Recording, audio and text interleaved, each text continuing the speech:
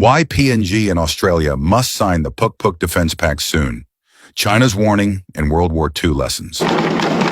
Celebrating 50 years of independence, with a new military agreement depending heavily on each other against China. This is about advancing the sovereignty and security of both of our nations. A landmark security pact committing Australia and PNG to defending each other if under attack, allowing Australia's military to operate from selected PNG bases, recruiting PNG soldiers into the ADF with promises of citizenship, and preventing PNG signing any similar security deal with China. It is incredibly significant.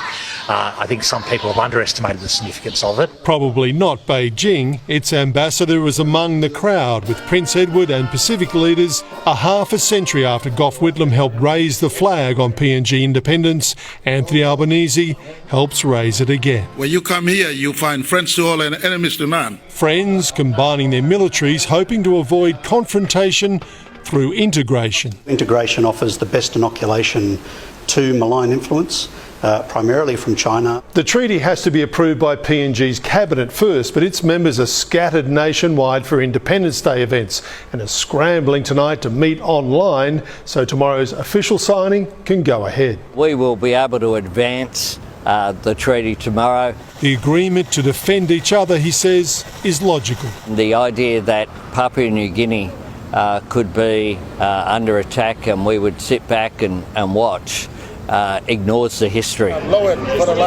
Securing the future side by side. A game-changing defense deal between Australia and Papua New Guinea that's been put on hold. But it's not dead yet.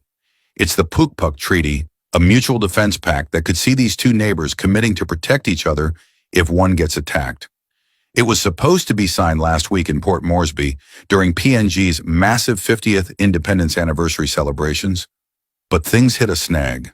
Prime Minister James Marape said, as part of the democratic process, the Parliament needs to sit down and vote to sign the defense deal. We will not sign the deal without due process, he said. Australian Prime Minister Anthony Albanese flew in, hoping to seal the deal, but he left empty-handed on the treaty front. Instead, they signed a joint communique, basically a promise to finalize it soon after both sides' cabinets and parliaments give the green light. Australian media went wild, calling it a setback for Albanese's Pacific strategy, especially with China breathing down the region's neck.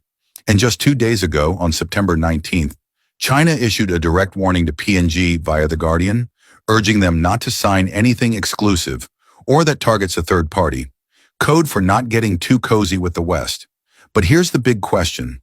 Why is this deal so crucial for PNG's sovereignty? We'll dive into the history, including World War II, when our ancestors fought side by side with allies like Australia, the UK, and USA. Plus, I'll pull in a key insight from a viral YouTube video on PNG's recent joint military training with allied forces. It shows exactly why leaning toward these Commonwealth friends could be PNG's smartest move. Stick around because by the end, you'll see why this pact needs to happen ASAP through PNG's democratic process. Let's get into it. First, let's set the stage. The Puk-Puk Treaty, named after the PNG Tok Pisin word for crocodile, symbolizing strength and resilience, isn't just a handshake agreement. If signed, it would formally make Australia and PNG military allies. Key points include mutual defense commitments, meaning an attack on one is a danger to both, allowing citizens from each country to serve in the other's armed forces, and deeper cooperation on training, logistics, and even citizenship incentives for PNG recruits in Australia's military. This builds on years of talks, ramping up amid China's growing influence in the Pacific. Australia sees it as a way to counter that, while PNG gets boosted security and economic ties. But during Albanese's visit to Port Moresby last week for the independence festivities, the signing stalled. Why? PNG's cabinet couldn't reach a quorum. Some ministers were absent, so they couldn't approve it in time. Albanese called it a minor hiccup, saying the text is agreed upon and it'll happen in coming weeks after democratic processes. Australian outlets like The Guardian, ABC News, and Reuters aired frustrations, framing it as a blow to Albanese's efforts to minimize China's sway in the Pacific.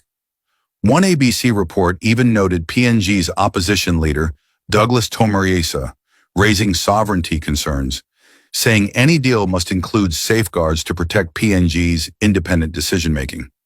Retired PNG military figures like Major General Jerry Singarak called it a potential constitutional violation, clashing with PNG's long-standing foreign policy of being friends to everybody and enemies to none.